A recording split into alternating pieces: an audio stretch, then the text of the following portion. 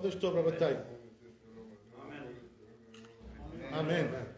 I want to tell you a little bit about Rosh Chodesh, since we have Rosh Chodesh today, Rosh Chodesh Shevat, which is a special month, and I want to tell you that sometimes the Rosh Chodesh comes out to be 2 days, right? Sometimes it comes out to be 1 day.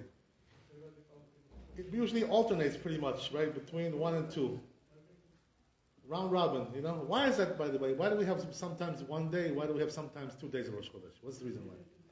Because we always want to go according to the Chidush HaLevana, right? The Molad of the Levana. That we want that the moon should appear in Rosh Chodesh, you know. So whenever it appears, the new moon, according to that, we want to make the Rosh Chodesh. So if we're going to have always 30 days in a month, what's going to be is that it's going to go off, right? It's going to be way off the Molad of the month of the Chodesh of the moon.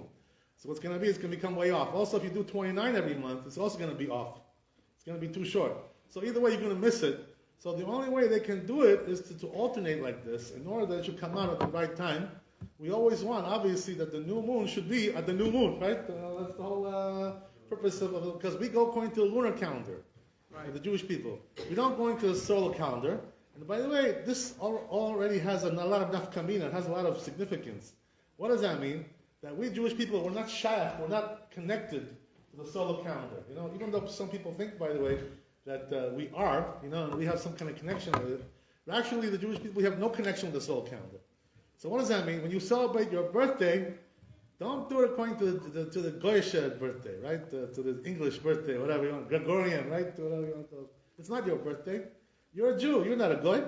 If you're a Goy, you go according to the solar calendar. If you're a Jew, you go according to the lunar calendar. So if you do your birthday on a solar birthday, you're doing the wrong day. I'm sorry to tell you, you know. I hope you're not doing your bar mitzvah, right, on that day, because this is not the bar mitzvah. What if it's on the same day? I'm sorry? It's on the same day. That's very good. It's the same day, Baruch Hashem, no problem. But the problem is usually it's not the same day. That's the whole thing. If it's 1 day different, 1 day. Okay, 1 day is 1 day. 2 days, 2 days. What difference does it make? It's all the same, right? So you don't want to go according to the solar calendar. And this is the reason why also, by the way, the New Year, you know, that they have, the Goyim, which they celebrated, right, Friday night, it's not shaykh to us. We're not connected with that. So, you know, people are coming and saying, Happy New Year, Happy New Year. What New Year? Our New Year is in Rosh Hashanah. We don't have New Year. It's not connected. We're not connected to this New Year. We have no connection with that. We have no business with that. Why is that? Because we go according to the lunar calendar. The Jewish people are connected to the moon. They're connected to the sun. There's a different system altogether, right? And there's a big difference in many ways regarding that. So everything you do, you should do according to the lunar calendar. Don't go according to the solar calendar. This is not, you're Baruch Hashem, you were born a Jew. So, you know, act like a Jew, you know. Don't get confused, you know. Don't get confused about your religion, what religion you're a part of. That's the idea.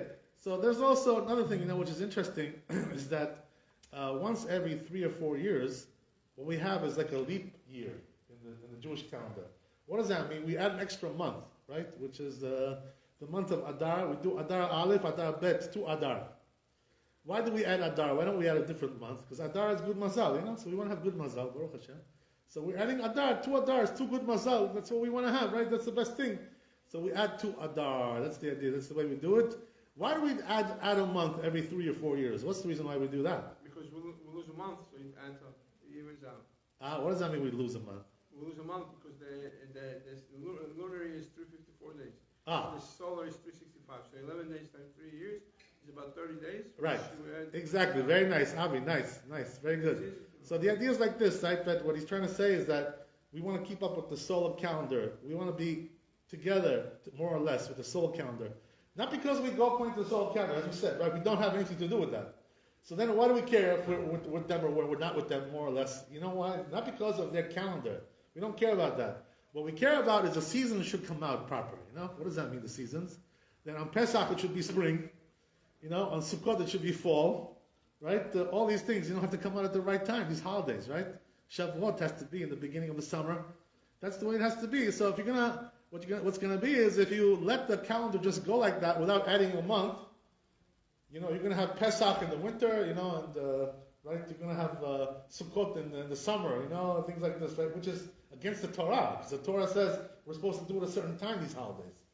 So this is the reason why we add an extra month, because we want to stay more or less with the solar calendar. What does that mean? That we want to stay with the seasons, We want to have Pesach in the spring, we want to have in the fall Sukkot, right? And all the holidays should be at the right time. That's the idea, Otherwise it comes out to be, what do you call that, right? Misnomer, I don't know, whatever, right? Some kind of, it's incorrect season, right? Appointments. That's the idea. This is the reason why we do it that way. So Rosh Chodesh, also, it's a very special time. You notice, right, that if you come in the morning for Shachrit and Musaf, for Rosh Chodesh, first of all, you notice that we have Musaf. Why do we do Musaf in Rosh Chodesh? What's the reason why we do it? So the reason is because there's, in the times of Bet HaMikdash, they used to have also Korban Musaf in the Rosh Chodesh. There was Korban Musaf. So just like, the prayers go according to the Korbanot. Whatever they had the Korbanot, the sacrifices, that's what we have also in the prayers. So if you have a Korban Musaf that day, like on Shabbat or Yom Tov, or the other holidays that we have, Chol HaMoed and so forth and so on, if you have Korban Musaf, you're also going to do Tfilat Musaf, because all these Tfilot, all these prayers are corresponding to the Korbanot. This is the thing, So on Rosh Chodesh, they used to do, Korban Musaf, that's the reason. So also we do Tfilat Musaf. This is the reason why. And by the way, the Gaon Levina explains, according to Kabbalah, according to Zohar Kadosh, what's the reason why we do Musaf on Rosh Chodesh? Why? What's the reason to do it? So you know why? Because it's a holiday. Now the truth is, that Rosh Chodesh, in some ways, is greater than the other holidays. Like for instance, it's greater than Purim and Hanukkah. In which way is it greater? Because it's from the Torah, right? Rosh Chodesh is from the Torah, and those holidays are Derabanan. They're only from the rabbis. So Rosh Chodesh, in some ways, is greater than those holidays. And that's why, right, on Hanukkah and Purim, we don't have Musaf. We don't have Musaf on Hanukkah and Purim. Why we don't have Musaf? Because it's not a holiday according to the Torah. So there's no Korban Musaf in those days. So there's also no Tfilat Musaf. So what do I really care, right, if there's Musaf? What does this give me, this Musaf? Right? There's something about that. It says in Gaon Levina, what it is that you're getting a Neshama Yetera. You're getting a special soul that day, So on Rosh Chodesh, we get also Neshama Yetera, just like we get on Shabbat, and on Yom Tov, you also get Neshama Yetera. So on Rosh Chodesh, you also get Neshama Yetera. You get a special Neshama on Rosh Chodesh. And this is the reason why, before we do the Musaf, what we do is we take off the Tefillin. You ever notice that, right? So you should know, by the way, one time I saw my friend was praying over here in a different shul close by, and I saw him, and on Rosh Chodesh, he prayed the Musaf with Tefillin on. So after he finished, I told him, I said, hey, my friend, you're not supposed to have Tefillin on during the Musaf. Don't you know? You didn't know that? I said, he didn't know about it. He didn't know. Right? So why is that important to know?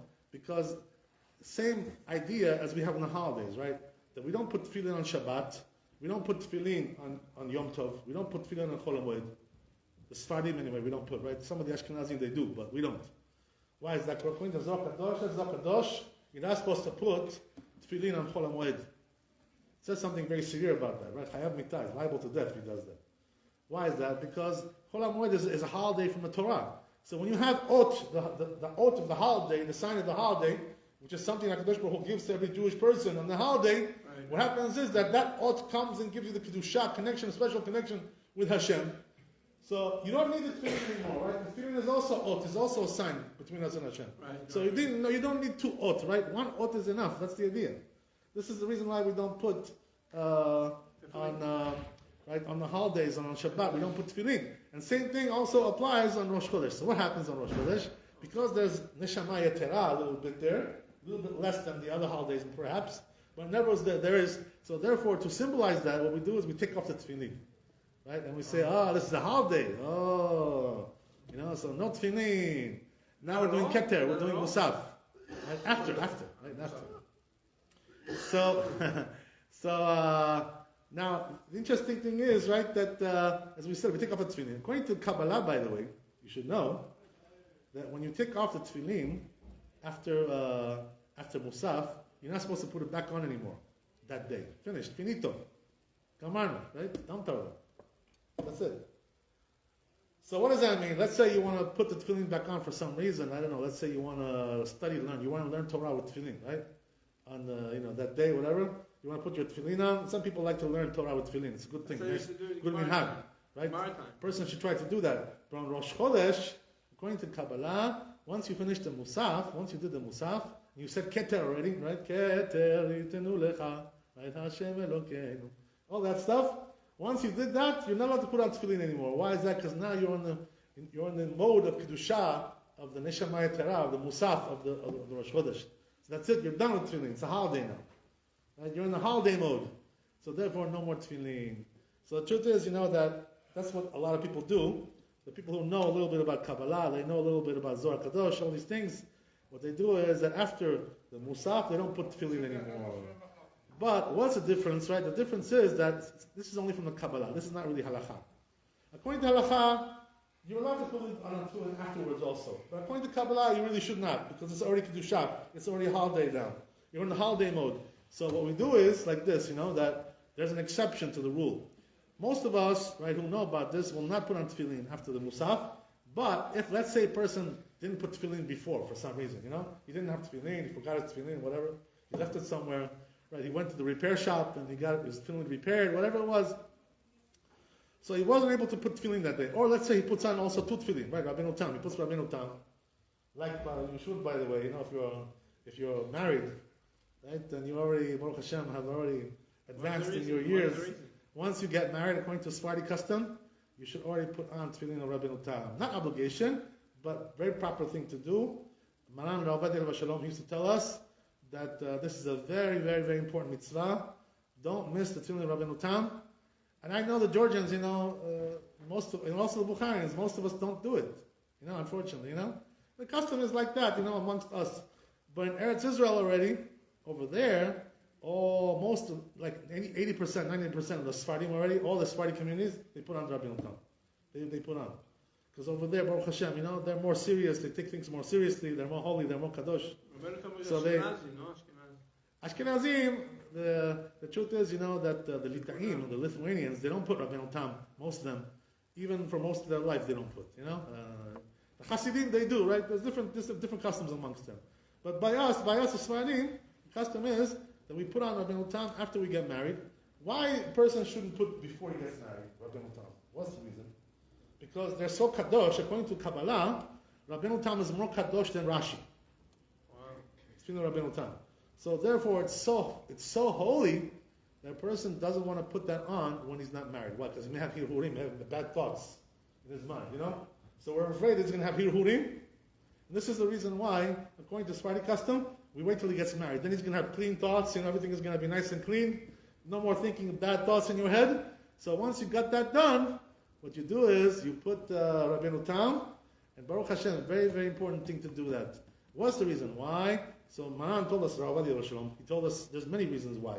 But he told us you should know that there's no clear halakha in the poskim between Rabbenu Tam and Rashi. There's no clear winner over here. Like there's a majority or some kind of a clear cut, some kind of consensus in the halakha. There is none. So we're not really sure which one is the real one, It's like 50-50, It's like it could be the Rabbenu Tam is the real one, could be that the Rashi is the real one. And according to Kabbalah, they're both real, they're both kadosh. Right? So either way, whether you look at like Kabbalah or you look at it like the halakha, the problem is that if you don't put, Maran used to tell us, if you don't put Rabbenu Tam, you know what's going to be, right? They said when you go up to Shemayim, up to 120, they're going to tell you, hey, what happened to you? You didn't put Rabbenu Tam? So, we're not going to let you into the yeshiva of Rabbenu Tam up there, upstairs. They're going to say, you can't go in there. You didn't put his tefillin. It's a little bit of a, whatever. It's a little bit of a... Yeah, whatever. But you get the idea, right? That it's a very important thing. So, there's no clear halakha.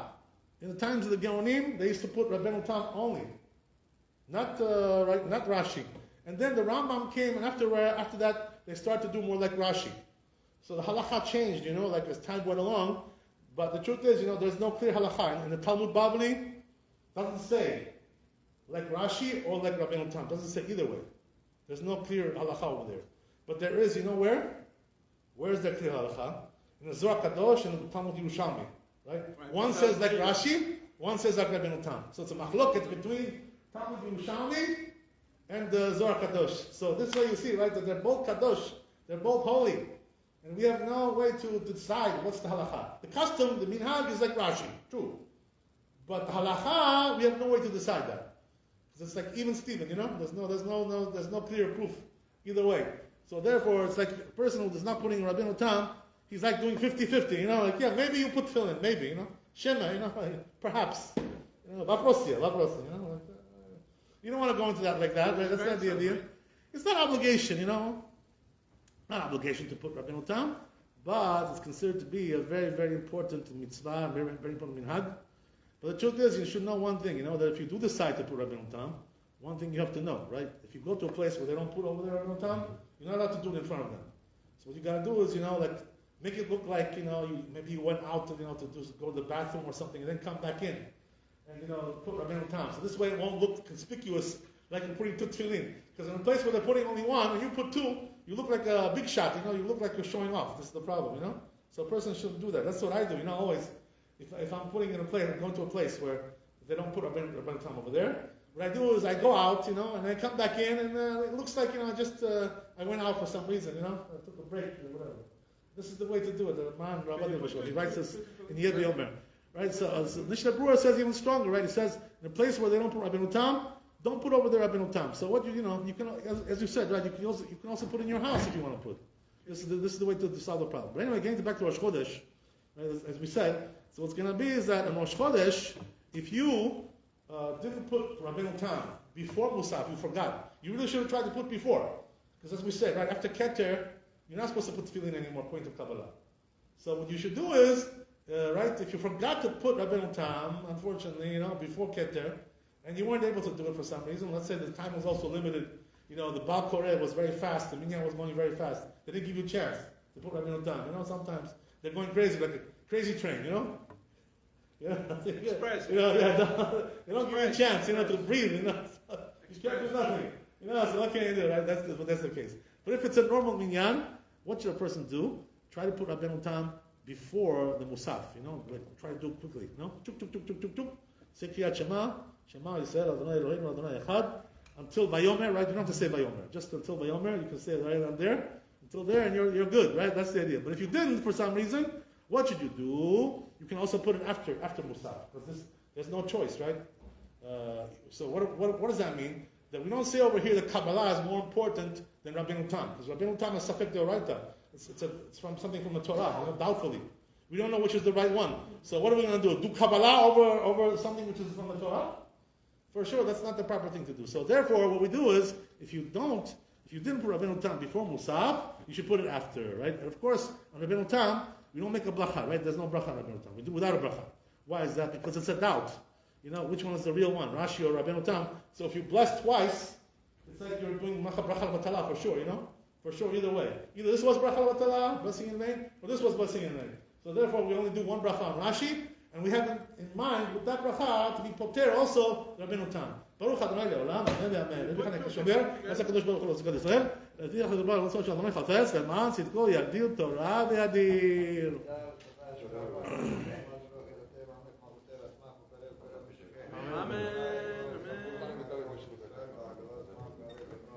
Amen. Yes,